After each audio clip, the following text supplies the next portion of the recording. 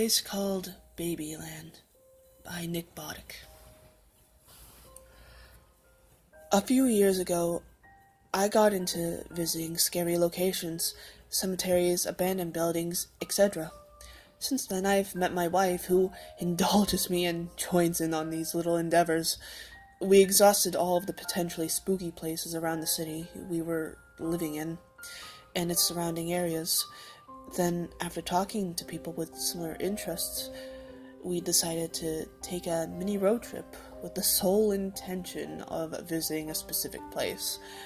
It's located in the state west of ours, about 10 hours from our home. The name of this place is Babyland.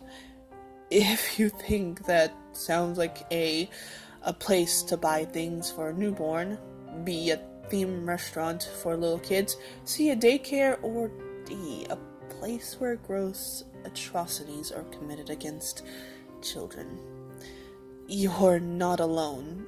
I didn't think it sounded particularly creepy.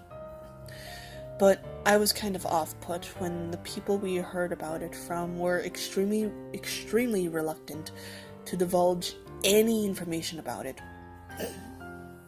much less where it was. After a few weeks of poking, prodding, and ultimately begging, we got one of the people to give us directions. We looked up Babyland online and found nothing related to the supposedly creepy location to which we were headed. All we were going on was the suspiciously limited word of someone we didn't really know, besides having a single common interest. The reluctance of the rest of the, I don't want to say ghost hunting community, because that's not what we really do. I guess I'll just call it thrill-seeking. The thrill-seeking community admittedly made both me and Kimmy that much more interested.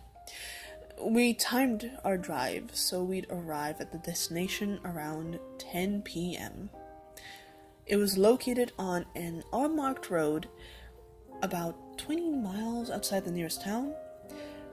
When we asked how we'd know we find the place, we were told we'd have no doubt about it. Trees began getting dense the further down the dirt road we went, and eventually we couldn't see the moon or the stars anymore.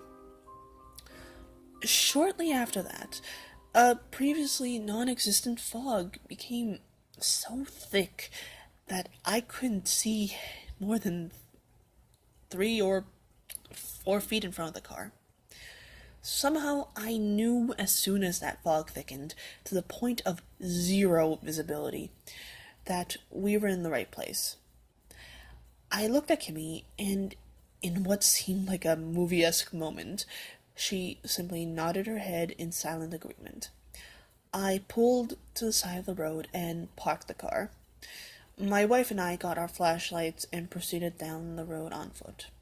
We didn't make it more than 10 feet before our first glimpse into why this was referred to as Babyland presented itself. The fog was so thick that even with the flashlight, I walked right into it. A baby stroller was standing upright in the middle of the road. It was an old-fashioned cover of Rosemary's Baby-style stroller. I looked inside it, but it was empty. A few steps farther, and we found that the road was quite literally littered with strollers, cribs, and playpens of all types and styles. It got to the point that they completely blocked the road. I talked to Kimmy, and we both felt like there was more to this area than just an abundance of baby shower gifts obstructing the road. So we went off to the side into the trees. Hanging from every few branches were mobiles, each lightly spinning from the gentle wind blowing through the forestry. We took caution with each step, if for no other reason than we couldn't see anything in front of us. even with our flashlights. Though it could be attributed to the fact that we were in the middle of nowhere, we were surrounded by an absolute, almost ear-shattering silence. Even the wind didn't make a sound. This silence was broken by a deafening howl that we both screamed at, as if it was a noise we immediately recognized. It was the sound of a baby crying. It took me a moment to register what had happened, but when I did, I was considerably less frightened. I'd stepped on a baby doll. Kimmy and I both offered one another an uncomfortable laugh and kept going. We found the floor of the woods to be loosely with both intact dolls as well as scattered limbs of different dolls. Shining our lights toward the branches above us revealed dolls perched on branches, many of which had no eyes, stationed like observant owls. It's a difficult feeling to describe, but the fact that they were eyeless made it feel like they were watching us more intently than they would have been if they had them. As the mobile spun and the eyeless dolls looked on, we walked further down into the woods until we eventually heard another familiar sound in the distance. We stopped and listened intently until we were certain of what we were hearing. The crackling of a fire, assuming we weren't the only ones in Babyland on that particular night. We decided to head towards the fire and make ourselves known, as to not spark a potentially dangerous confrontation. As we kept walking and the sound of the crackling fire got louder, we announced our presence, but we were met with no response. Eventually, through the fog, we saw a glow of a fire close to the ground. We were only about 20 feet away from the fire, but the fog had prevented us from seeing it any sooner. We made our way into and found a small clearing, at the center of which a small bonfire was burning. Aside from the fire, the area looked like it hadn't been inhabited any time recently. The crackling of the fire was interrupted when a slightly more forceful gust of wind blew past us, and a creaking noise followed by a light knocking emanated from the opposite side of the fire, just past our severely limited field of vision. We made our way around the fire and were taken aback when we found a roughly 6-foot-tall dollhouse standing at the edge of a clearing. The door of the dollhouse was open, and the wind causing its knob to knock against the face of the house.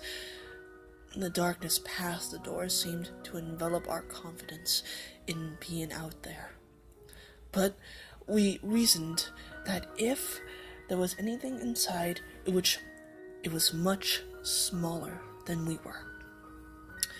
We approached the house and shined our lights inside and found that just past the darkness, countless eyeless doll heads were stacked upon one another from floor to ceiling and wall to wall. As I looked in the house, Kimmy happened to flash her light towards the ground around the fire and pointed out to me that there were hundreds of footprints, the sides of which lined up with the myriad of blind dolls that now sat in the branches and were scattered about the ground. I shut the door of the dollhouse and walked back to the fire to observe the footprints for myself, and for a short moment of the crackling of the fire seemed to fade away, which gave way for a sound that made us turn white with fear. A baby crying in the distance. This time, neither of us stepped on a doll. Then a different pitch of crying began from a different direction. Before long, babies crying in all different tones surrounded us in a cacophony of terror. Suddenly, in the blink of the eye, the fire died out, leaving nothing but smoldering embers in an uneven stream of smoke, and ash being carried away by the wind. This prompted us to flee the area and make our way back to our car. The sound of shrieking infants were joined by now inactive mobiles, playing nursery rhymes, tunes in a horrific fashion, and both seemed to follow us all the way back to the dirt road in which our car was parked. We made it to the road, but come out of the woods at different points, and we'd enter, so we had crossed the road through a mess of strollers and cribs and playpens.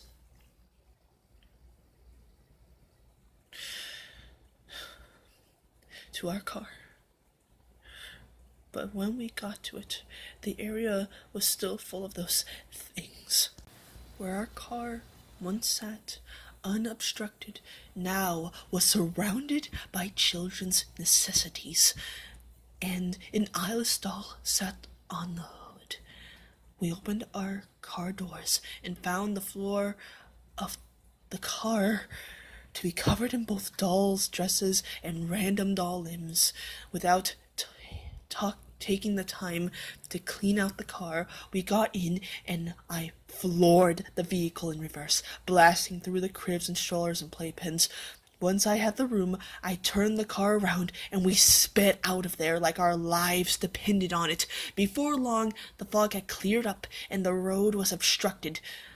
We had only been in Babyland for about 15 minutes, but the experience took much more than 15 minutes away from our lifespans. After stopping and getting all of the doll paraphernalia out of the car, we drove through the night back to the safety of our home, our own home. I know why no one wanted to tell us about Babyland. It's because what happens there can't be rightfully explained. And it's for that same reason I'm not going to give any definitive information on its location. Anyone who ever asks me the No Sleep Reddit No Sleep community or otherwise will never get any information regarding its whereabouts. I will never send anyone there. I most certainly will never go back there myself. There is something very, very wrong about the place called Babyland.